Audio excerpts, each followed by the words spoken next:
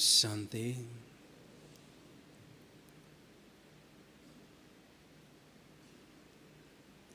बेहद की वैराग्य वृत्ति द्वारा संस्कार और संसार परिवर्तन। ब्राह्मण जीवन में संस्कार परिवर्तन करना अर्थात जीवन परिवर्तन करना,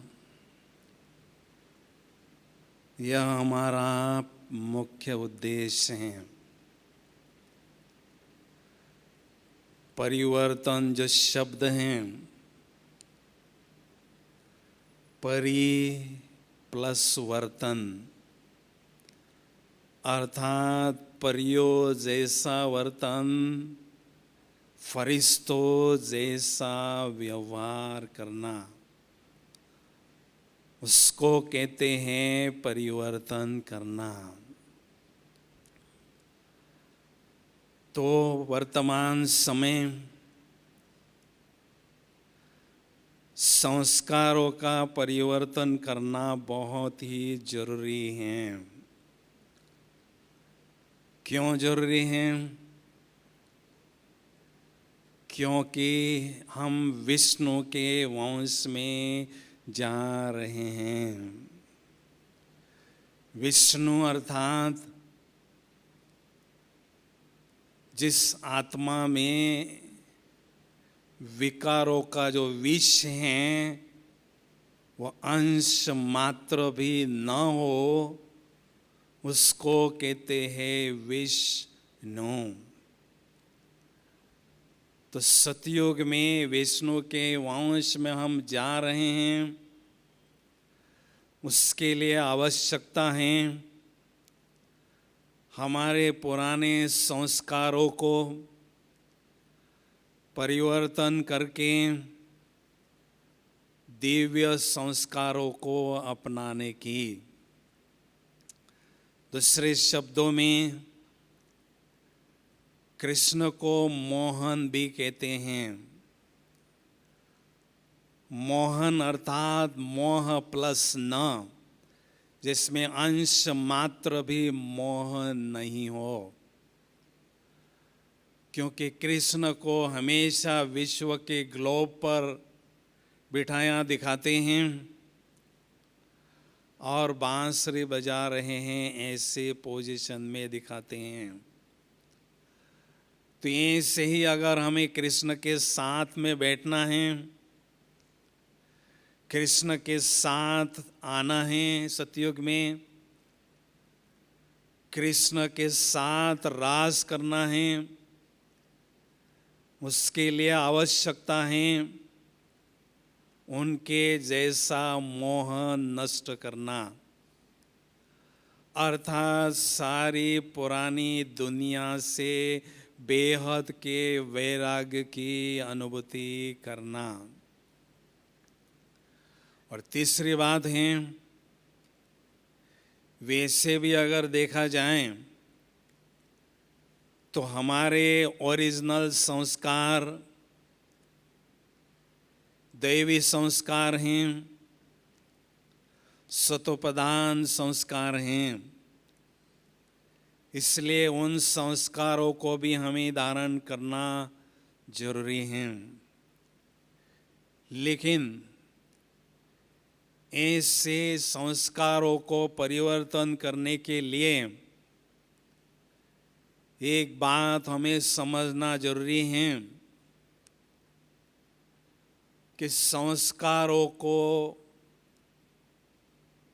आसुरी संस्कार हमारे कौन बनाता है? विकारों के प्रभाव से हमारे संस्कार तमोप्रधान बनते हैं।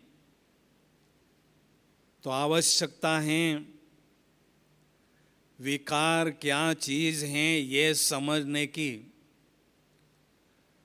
तो विकार कोई चीज नहीं है, लेकिन विकार किसी न किसी दिव्य गुण का विकृत रूप हैं। जैसे कोई व्यक्ति के पैर अच्छे होते हैं, लेकिन किसी कारण एक्सीडेंट होता है या कोई बात होती है तो वो लंगड़ के चलता है, पैर में विकृति आती हैं। इसका मतलब ये नहीं है कि उसका ओरिजिनल पैर ऐसा विकृत होता है। तो काम विकार जो हैं, ये पवित्रता के दिव्य गुण का विकृत रूप हैं या कहें अभाव हैं। क्रोध जो विकार हैं वो शीतलता के गुण का अभाव हैं। लोभ जो संस्कार हैं, अवगुण हैं, वो है संतुष्टता के दिव्य गुण का अभाव। मोह जो विकार हैं, सबके साथ समान प्यार होना, ये दिव्य गुण हैं, लेकिन उसका अभाव से मोह हमारे जीवन में पनपने लगता है। और अहंकार जो चीज़ है वो है नम्रता के दिव्य गुण का अभाव। तो कहने का भाव है कि संस्कारों को परिवर्तन करने के लिए आवश्यकता है इन विकारों को परिवर्तन करना, विकारों को जीतना। तो इसके लिए आवश्यकता है हमारे जीवन में बेहद के वैराग्य वृत्ति अनुभव करना। जब तक इस ब्राह्मण जीवन में वैराग्य की वृत्ति अनुभव नहीं करते हैं, तब तक किसी भी प्रकार की उपलब्धि हमें इस आध्यात्मिक जीवन में नहीं होती हैं। तो केवल वैराग्य नहीं, लेकिन बेहद का वैराग्य हमें अनुभव होना जरूरी है।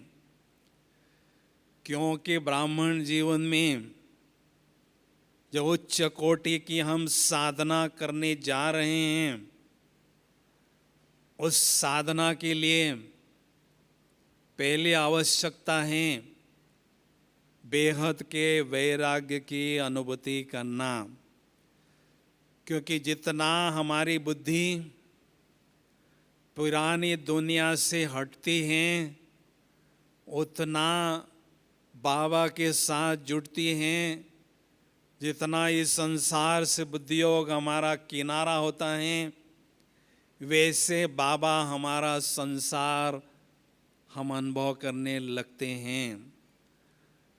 तो इस दुनिया में जो भी बातें हैं, जो भी चीज़ें हैं, उन सभी से हमें बेहद का वैराग्य अनुभव होता रहे।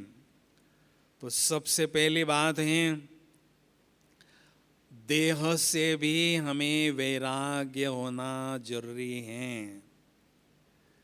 देह हमें साधन मिला है साधना करने के लिए, लेकिन इससे भी हमारा वैराग्य हो।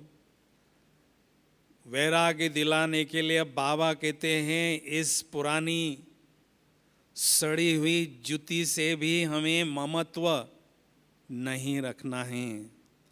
ध्यान जरूर रखना है, लेकिन उससे भी हमारा ममत्व न हो। और देहधारियों से भी वैराग्य अनुभव होता जरूरी है। क्योंकि हमारा द्वापर युग से संस्कार पक्का बना हुआ है देहधारियों के तरफ आकर्षित होने का। इसको जीतने के लिए बहुत कड़ी मेहनत करना जरूरी होती है। लेकिन देहधारियों के तरफ लगाव तब होता है, आकर्षण तब होता है, जब हम स्वयं को देह समझते हैं। मेल समझते हैं। अगर हम स्वयं को निराकारी आत्मा समझने लगते हैं तो किसी भी आत्मा के तरफ हमारा लगाव नहीं होता है, केवल एक परमात्मा के तरफ ही हमारा लगाव या झुकाव या विशेष प्यार होने लगता है।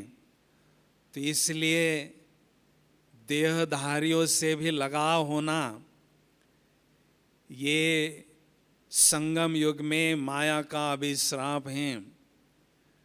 हमें एक स्लोगन सदा याद रखना है, किसी के रूप के तरफ, किसी के रंग के तरफ, किसी के विशेषता के तरफ, किसी के गुण के तरफ हम आकर्षित होते हैं तो स्लोगन है फैमिलियरिटी का कीड़ा हमें बहुत पीड़ा देता है। किसी भी देहधारी के तरफ हमारा सूक्ष्म आकर्षण न हो। अगर हमारे तीसरे नेत्र में मैं और बाबा के बजाय कोई तीसरा व्यक्ति आ जाता है तो तीसरा नेत्र बंद हो जाता है, तीसरा नेत्र काम करना बंद हो करता है। इसलिए हमारे दिल तख्त पर या हमारे तीसरे नेत्र में किसी तीसरे व्यक्ति को बैठने का अधिकार नहीं हमें देना है। इसलिए देहधारियों से भी हमारा वैराग होना जरूरी है। तीसरी बात है, इस पुरानी दुनिया में जितने भी वैभव हैं, जो भी माया का चकाचौंध हैं, उसके तरफ भी हमें आकर्षित नहीं होना है। क्यों नहीं होना है? क्योंकि हम सभी पूर्वज आत्माएं हैं।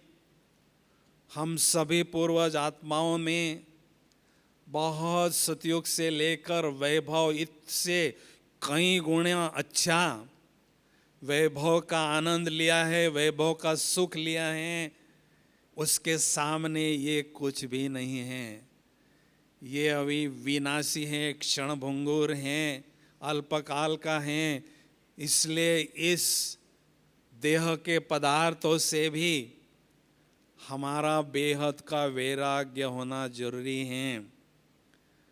हम जब अकेले में खड़े होते हैं तो हमारे अंदर से आवाज़ निकलती रहे कि मेरा यहाँ कुछ भी नहीं है। मैंने 5000 वर्ष इस धरती पर अपना रोल बजाया, अभी घर वापस जाने का समय चल रहा है। मैं रिटर्न जर्नी पर हूँ, इसलिए मेरा यहाँ कुछ भी नहीं है, ऐसा अनुभव हमें अंदर से होना जरूरी है। क्योंकि हम चलते चलते हैं, कभी कभी बेहद का वैराग्य कम होने लगता है। उसका कारण क्या है? जो माया के सूक्ष्म साधन हमारे जीवन में आते हैं, उदाहरण के तौर पर अच्छा मोबाइल, अच्छे व्हाट्सएप करना, चलाना, इंटरनेट का यूज़ करना, ये सारे टीवी, सारे साधन जो है टाइम किलर हैं। ये साधनों का हम प्रयोग करते हैं, अच्छी बात है, सेवा के लिए हमें यूज़ करना है, लेकिन लक्ष्मण रेखा खींचनी है। इससे ज़्यादा मुझे इन साधनों का प्रयोग नहीं करना है, क्योंकि यही साधन हमारी कमाई में बाधा डालते हैं। रावण को रावण कहते हैं। क्यों कहते हैं भाई रावण? रावण अर्थात राव प्लस न। जो राव हमें बनने ही नहीं देता है, राजा हमें बनने ही नहीं देता है, हमेशा गुलाम बनाकर रखता है, इसलिए उसको रावण कहते हैं। तो रावण क्या करता है? हमारे पास माया भेजता है, माई के रूप में माया जब आती है तो हमारी कमाई नहीं होती है। कमाई जो शब्द हैं उसमें माई शब्द अंतर्निहित है। कमाई, या हो गई कमाई या होगी माई। तो रावण हमेशा माई हमारे पास भेजता रहता है और हमें कमाई करने से वंचित रखता है। तो ये जो भी आधुनिक साधन हैं, ये माया के रूप में हमारे पुरुषार्थ में सूक्ष्म रीति से बाधा डालते हैं। तो इसलिए किस साधन का कितना प्रयोग हमें करना है, उसके लिए लक्ष्मण रेखा खींचनी है, टाइम फिक्स करना है, वरना ये हमारे समय को और संकल्प को बर्बाद करता है। ये बहुत बड़े हमारे शत्रु कहलाते हैं, क्योंकि हमारे जो नंबर बनते हैं, समय का खजाना और संकल्प का खजाना, जितना हम सफल करते हैं, जितनी उनके द्वारा हम कमाई करते हैं, उतना हमारा नंबर आगे बढ़ता है। और जितना ये दो खजाने हम गवाते हैं, बर्बाद करते हैं, उतना हमारा नंबर पीछे हटने लगता है। इसलिए हमें ध्यान देना है, इन साधनों के पीछे हमें दौड़ना नहीं है। साधन मेरी साधना का आधार न हो। बाबा ने कहा है, जो भी साधनों का आविष्कार हुआ है, आप महान आत्माओं के लिए ही हुआ है।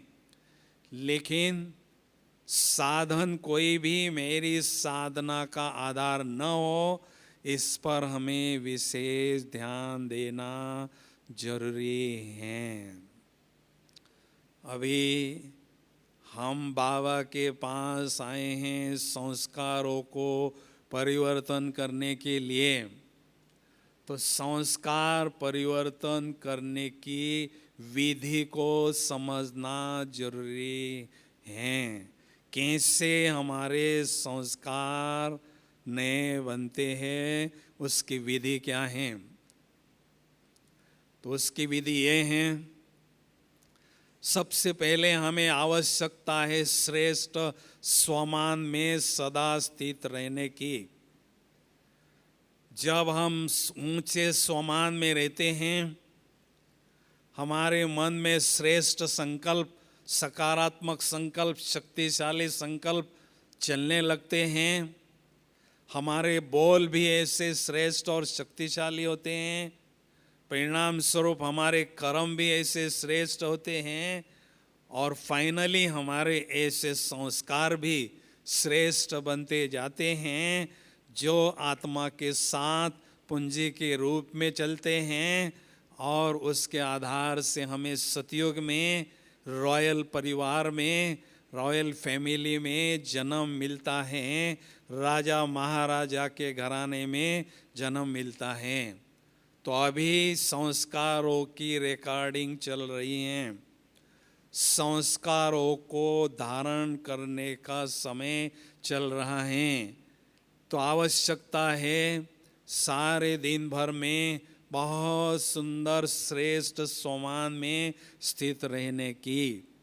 आप सभी महान आत्माएं हैं, क्योंकि आपको विशेष भाग्य प्राप्त हुआ है बाबा के सेवा केंद्र पर रहने का। तो जो आपको श्रेष्ठ वातावरण मिल रहा है, भोजन मिल रहा है, उसका आपको प्रत्यक्ष प्रमाण देना है सदा श्रेष्ठ स्वमान में स्थित रहने का। हम बहुत प्रयास करते हैं, बाबा हमें पालना हर रोज देते हैं। ज्ञान और योग के जल से ये रूहानी बगीचा सींचते रहते हैं। बाबा चाहते हैं मेरे हर एक राजा बच्चे के चेहरे पर हमेशा रूहानी नशा, रूहानी खुशी छाई हुई हो, लेकिन वो नज़र नहीं आती हैं जितनी आनी चाहिए। हम जब सेवा क्षेत्र में जाते हैं तो हमारा चेहरा बड़ा ऑर्डिनरी होता है, हम भगवान के राइट हैंड है, पैगंबर हैं। हमारे चेहरे पर वो रूहानी नशा, वो रूहानी मस्ती, वो रूहानी खुमारी सदा रहें, ये बहुत महत्वपूर्ण बात हैं। लेकिन वो नहीं रहती हैं, इसके कारण संस्कारों को जो परिवर्तन करने की प्रक्रिया हैं वो शिथिल हो जाती हैं। तो इसका कारण यही है कि माया के हम गुलाम बनकर रहे हैं 2500 साल तक। वो जो गुलामी के संस्कार आत्मा में कूट कूट कर भरे पड़े हैं, उसके कारण हमारे मन में सदा दीन भावना और हीन भावना पनपती रहती हैं। वो हमें श्रेष्ठ सोमान में स्थित रहने नहीं देती हैं। लेकिन हमें विशेष ध्यान देना है, पुरुषार्थ करना है कि सदा मेरे चेहरे पर वो रूहानी नशा रहें। क्योंकि जितना रॉयल नशा रहता है, जितना ऊंचा नशा रहता है, उतने ऊंचे रॉयल संस्कार हमारे स्वतः ही बनते जाते हैं।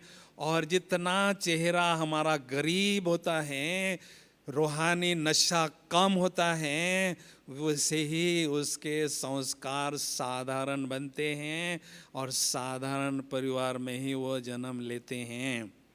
क्योंकि जैसा लक्ष्य वैसा लक्षण, ये सदा याद रखें। हम सभी का लक्ष्य है लक्ष्मी नारायण जैसा श्रेष्ठ जीवन बनाना। किसी को भी राम सीता जैसा बनना ये लक्ष्य नहीं है। जबकि सारा संसार, सारी दुनिया राम सीता के पीछे दीवानी है, लेकिन कोई वो बनना नहीं चाहते हैं। तो लक्ष्य तो हमारा बहुत ऊंचा है, लेकिन अगर हमारे लक्षण ऊंचे नहीं होंगे तो हमें सतयुग में साधारण प्रजा में ही आना होगा। इसलिए बार बार हमें अपने लक्षणों को चेक करते जाना है और अपनी श्रेष्ठ स्थिति को बनाते जाना है। तो बुद्धि जैसे जैसे पुरानी दुनिया से न्यारी होती है, उपराम होती हैं, अनासक्त होती हैं, तो ऊपर वाले राम को सहज रीति से हम याद करने लगते हैं। इसलिए आवश्यकता है उपराम वृत्ति, अनासक्त वृत्ति को अनुभव करते जाना। क्योंकि हम देखते हैं जैसा जैसा आगे बढ़ रहे हैं, सेंटरों पर यज्ञ में साधन बहुत अच्छे आ रहे हैं और उस साधना के प्रभाव में हम भी बहते जा रहे हैं। साधना हमारी कम होती जा रही है। यज्ञ के शुरुआत में साधन नहीं थे, लेकिन साधना हमारी दादियों की बहुत प्रखर थी।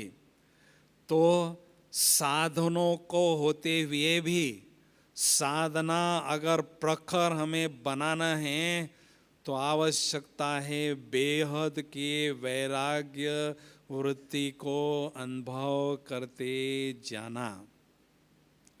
अगर आप बाबा के बच्चे बनने के बाद अचल अडोल स्थिति, एक रस स्थिति बनाना चाहते हैं तो उसका सीक्रेट आपको समझना जरूरी है। क्योंकि आप सेवा में बहुत बिजी रहते हैं। बाबा ने कहा जितने बिजी रहेंगे उतना आपको इजी रहने की कला अपनानी है। आगे चलकर और भी हम बिजी रहेंगे, 4 घंटे का आराम करने का भी समय हमें नहीं मिलेगा। तो ऐसे समय में अगर आपको अचल अडोल स्थिति बनाना है तो उसका सीक्रेट है 2 बातों पर आपकी अच्छी तरह से पकड़ होना जरूरी है। और कौन सी 2 बातें हैं भाई?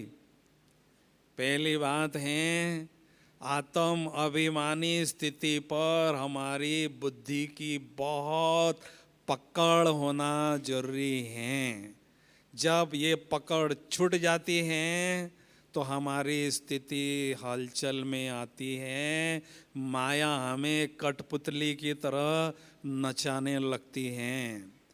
तो पहली बात है आत्म अभिमानी स्थिति पर दिल से जिगरी अभ्यास करना और उस पर अपनी अथॉरिटी अनुभव करना। और दूसरी बात है स्वमान पर हमारी पकड़ होना। जब स्वमान का सिंहासन हम छोड़ देते हैं तो हमारा अभिमान जागृत होता है, और अभिमान आने से कोई अगर हमारा अपमान भी करता है तो हमारा नशा गुम हो जाता है या कम हो जाता है। लेकिन हमें ये पक्की धारणा करना है, चाहे कैसी भी बात आ जाए, कैसी भी परिस्थिति आ जाए, मुझे स्वमान का सिंहासन नहीं छोड़ना है। बाबा ने एक बार कहा था, श्रेष्ठ स्थिति का आधार है सदा स्वमानधारी होकर रहना। इसलिए सदा हमें स्वमान में स्थित रहना है। एक बार तो बाबा ने यहाँ तक कहा था, स्वमान शब्द को धारण करेंगे तो बाप समान बन जाएंगे। ये बाबा के बोल हैं। तो कहने का भाव है सदा स्वमान में रहना है, क्योंकि जो आप सेवा केंद्र पर रहते हैं आप बाबा के शोकेस के शोपीस हैं। जो भी बाबा के बच्चे बाहर से सेंटर पर आते हैं वो आप शोपीस को देखते हैं।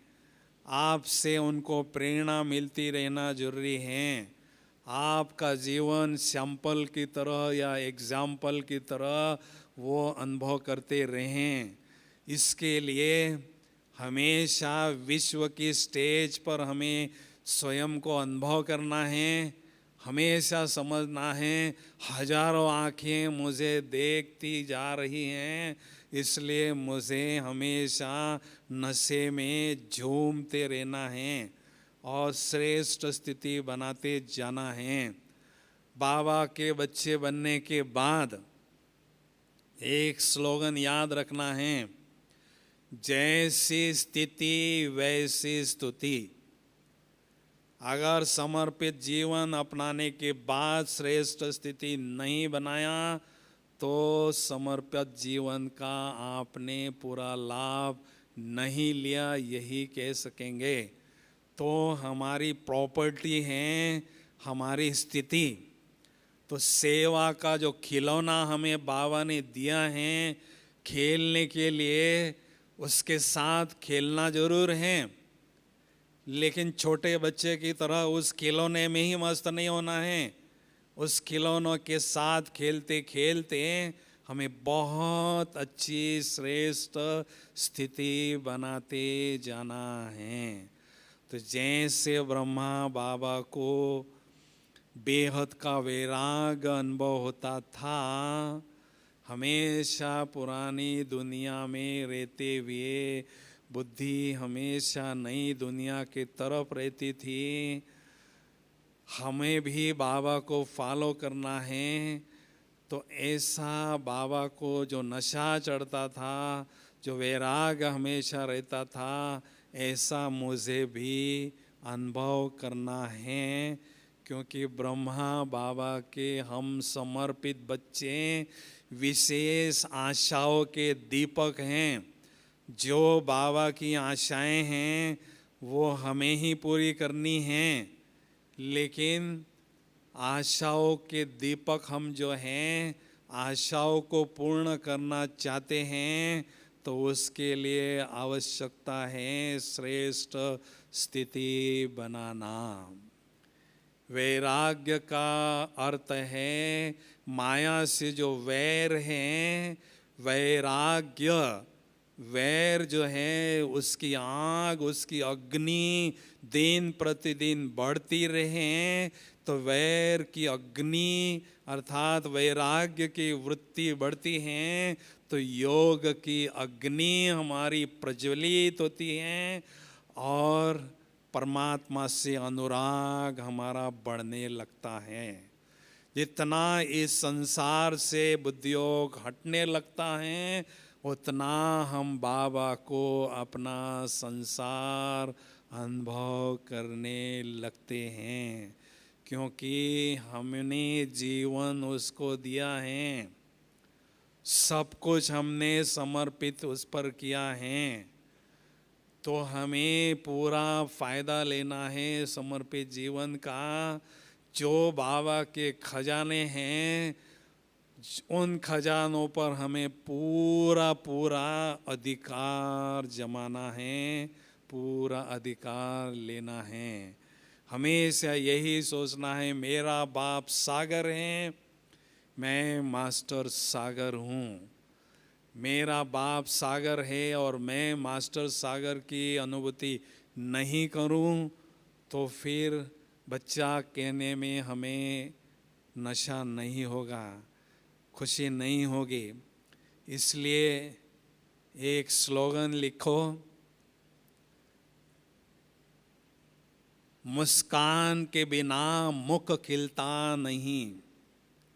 भगवान ने हमें सुंदर चेहरा दिया हुआ है, कितना भी सुंदर चेहरा है और उस पर मुस्कुराहट नहीं होगी, कोई उसको देखना भी नहीं चाहता है। तो मुस्कान के बिना मुख खिलता नहीं और सत्य ज्ञान के बिना सुख मिलता नहीं है। हमारे चेहरे पर हमेशा मुस्कुराहट हो, ये हमारे चेहरे की सुंदरता हो। बाबा कहते हैं चेहरे पर कम से कम स्माइल सदा रहे। कोई भी हमारे से मिलता है तो स्माइल को हमें शेयर करना है, क्योंकि हम दाता के बच्चे हैं। हमें कम से कम खुशी दान करना या प्रेम परिवार प्रेम के शांति के वाइब्रेशन दान करना, ये हमारा फर्ज होता है। इसलिए चेहरा हमेशा खुशनुमा हो, चेहरे पर हमेशा खुशहाली छाई हुई हो, तो आप देखेंगे आपको बहुत मज़ा आएगा। सेवा में बहुत अच्छी तरह से सफलता मिलती रहेगी, क्योंकि सेवा में सफलता मिलने के लिए आवश्यकता है श्रेष्ठ स्थिति का होना। इसलिए हमें ध्यान देना है, श्रेष्ठ स्थिति मुझे बनाना है। साधारण सेवा करते हुए भी मेरी स्थिति असाधारण हो, क्योंकि सेवा केंद्रों पर यज्ञ में बहुत सिंपल हमें सेवा करनी पड़ती है।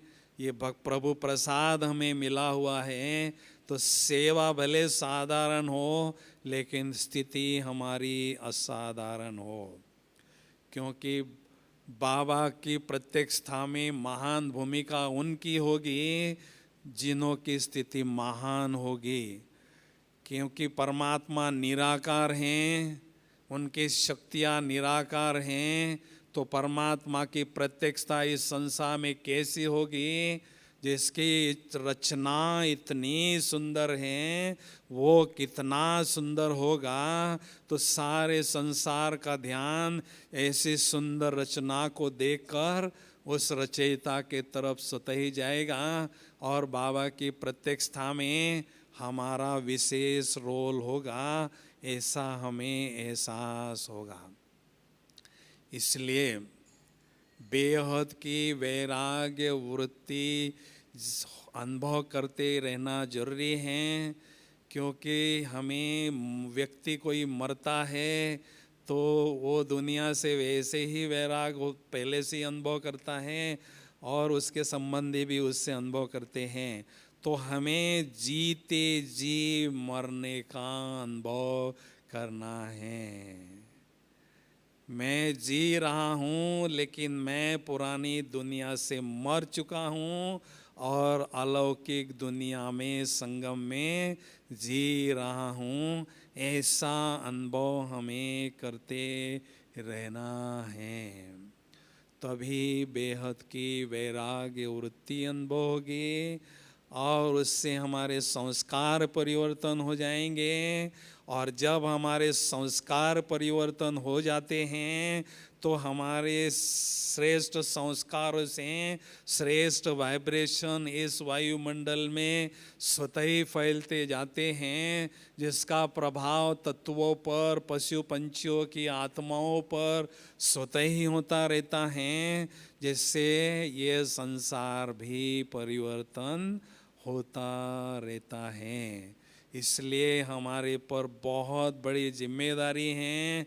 हम सभी पूर्वज आत्माएं हैं, ये सारे संसार को लीड करने वाले हम सभी लीडर्स हैं।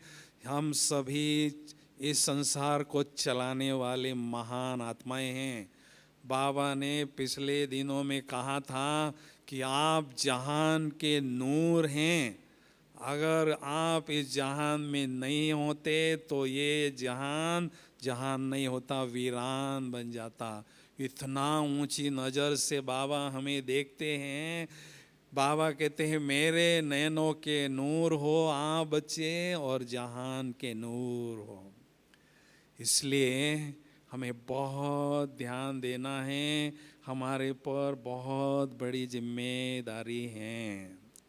तो हम अभी कुछ घड़ियों के लिए बहुत पावरफुल योग की अनुभूति करना चाहते हैं। भाई करना चाहते हैं, हाथ खड़ा करो जो करना चाहते हैं। बहुत अच्छी बात है, क्योंकि योग के बिना सब कुछ अधूरा है।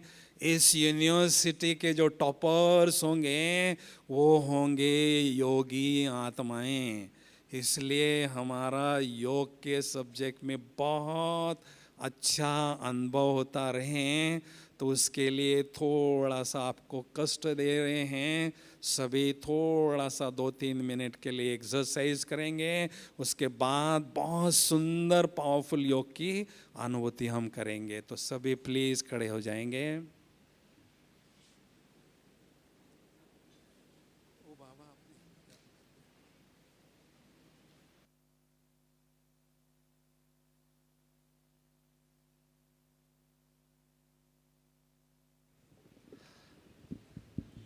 सभी को बहुत बहुत धन्यवाद, सभी ने साथ दिया, थैंक यू वेरी मच।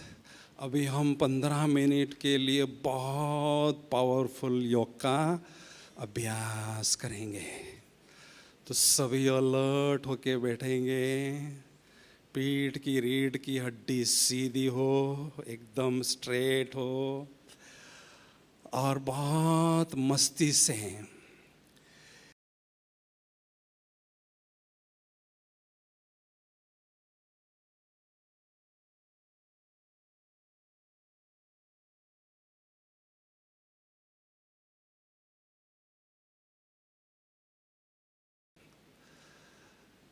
तो चले हम सभी प्यारे बाबा के पास। ओम शांति।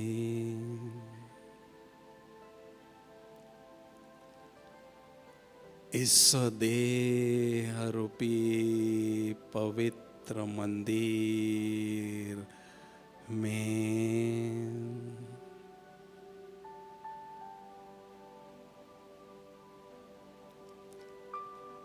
मैं आत्मा रूपी चैतन्य ज्योति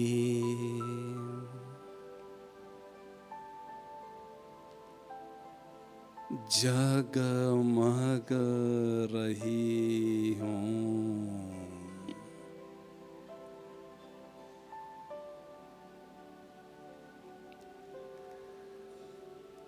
मुझ आत्मा रूपी चैतन्य ज्योति से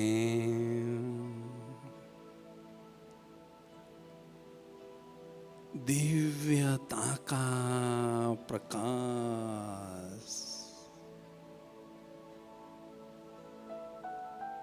चारों ओर फैल रहा है।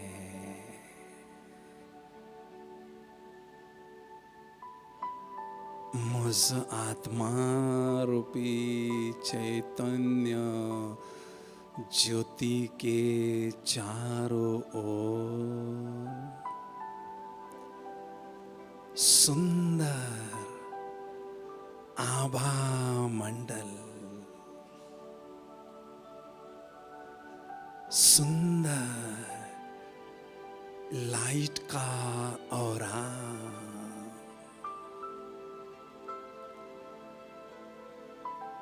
अनुभव हो रहा है।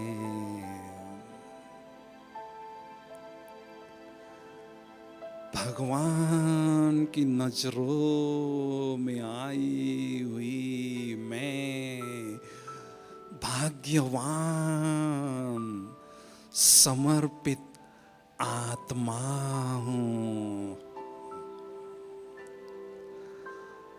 वारे मैं, वाह मेरा भाग्य, भाग्य विधाता भगवान मेरे भाग्य का सितारा चमका रहे हैं। मैं ज्योति बिंदु आत्मा इस देह रूपी मंदिर से बाहर निकलकर ज्योति धाम की ओर बुद्धि बल से उड़ती हुई जा रही हूँ। इस विश्व के ग्लोब से पार चंद्र, सूर्य, तारा गण से भी पार जा रही हूँ। आहा, सुंदर फरिश्तों की दुनिया में मैं चैतन्य ज्योति आत्मा पहुंच गई हूँ। चारों ओर सफेद ही सफेद दिव्य प्रकाश ही प्रकाश है। पवित्रता ही पवित्रता है। मुझ ज्योति बिंदु आत्मा ने सुंदर दिव्य प्रकाश पुंज की चमकीली ड्रेस धारण कर ली है। कितनी हल्की फुल्की ड्रेस है यहाँ।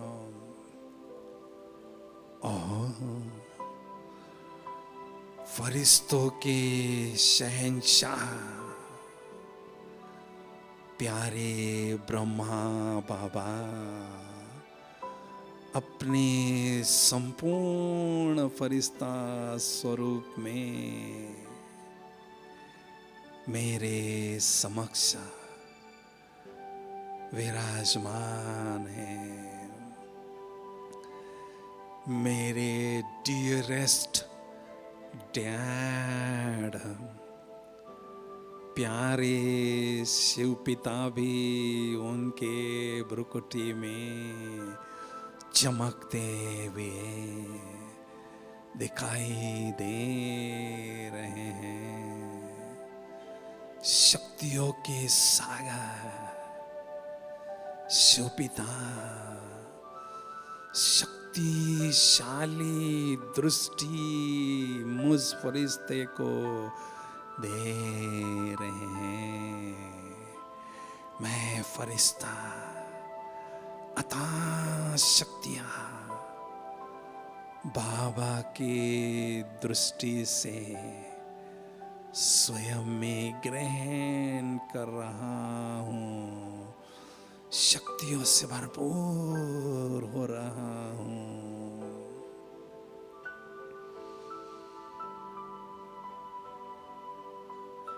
फरिश्ता स्वरूप की चमकीली ड्रेस को छोड़कर मैं निराकार ज्योति बिंदु आत्मा ज्योति धाम की ओर जा रही हूँ। ज्योति धाम में पहुंच गई हूँ। कितना न्यारा प्यारा है यह ज्योति धाम। चारों ओर सुनहरी लाल ही लाल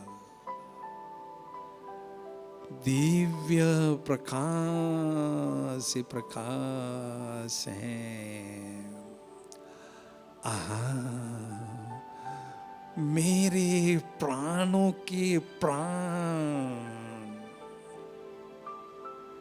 मेरे प्राण आधार, मेरे प्राण नाथ, सत्यम शिवम सुंदरम प्यारे शिव बाबुल मुझ आत्मा के समक्ष विराजमान है।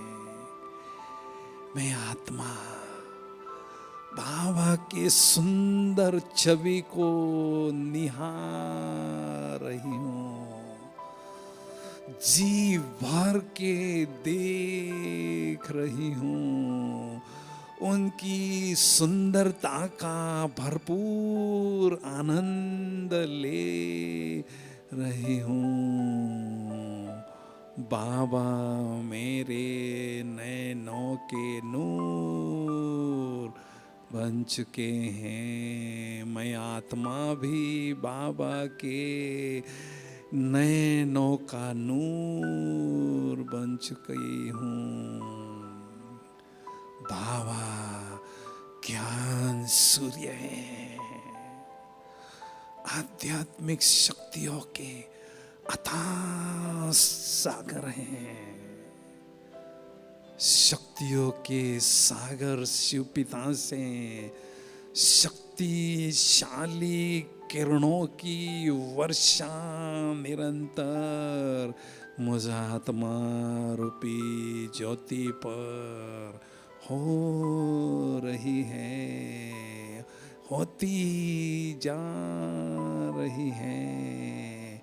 मैं निराकार ज्योति बिंदु आत्मा ज्ञान सूर्य से अथाह शक्तियां, प्रचंड शक्तियां, अनंत शक्तियां स्वयं में ग्रहण कर रही हूँ, करती ही जा रही हूँ। योग की ज्वाला में मेरे पूर्व जन्मों के पाप दग्ध हो रहे हैं। मेरे संस्कारों में दिव्यता आ रही है। ज्ञान सूर्य से निरंतर शक्तिशाली किरणें मुझ आत्मा पर पड़ती ही जा रही हैं। सचमुच मेरे जीवन के सुनहरे पल हैं यह, जो मैं आत्मा डायरेक्ट भगवान के सानिध्य में स्वयं को अनुभव कर रही हूँ। उनकी कंपनी का भरपूर आनंद ले रही हूँ। बाबा मेरे बेस्ट कंपेनियन है। शक्तियों से भरपूर आत्मा ज्योति धाम से वापिस वाया सूक्ष्म वतन साकारी दुनिया की ओर आ रही हूँ। और इस साकारी शरीर में भ्रुकुटी की अकाल तख्त पर स्वमान के सिंहासन पर विराजमान हो चुकी हूँ। मैं आत्मा राजा स्वमान के सिंहासन पर बैठकर अपने मन और बुद्धि पर नियंत्रण और शासन करके स्वराज अधिकारी स्थिति की अनुभूति कर रहा हूँ। मेरे मस्तक पर मस्तक मणि आत्मा चमक रही हैं। अष्ट शक्तियों की किरणें मुझ मस्तक मणि से आत्मा से चारों ओर फैल रही हैं। मैं दिव्य संस्कार धारी शक्तिशाली आत्मा हूँ। शक्तियों की सजीव किरणें मुझ शक्तिशाली आत्मा से चारों ओर फैल रही हैं। जैसे मेरे शिव पिता निराकार हैं, वैसे मैं उनकी संतान आत्मा भी निराकार ज्योति बिंदु हूँ। निराकार ज्योति बिंदु हूँ। दिव्य गुणों की मास्टर सिंधु हूँ। ओम शांति शांति शांति।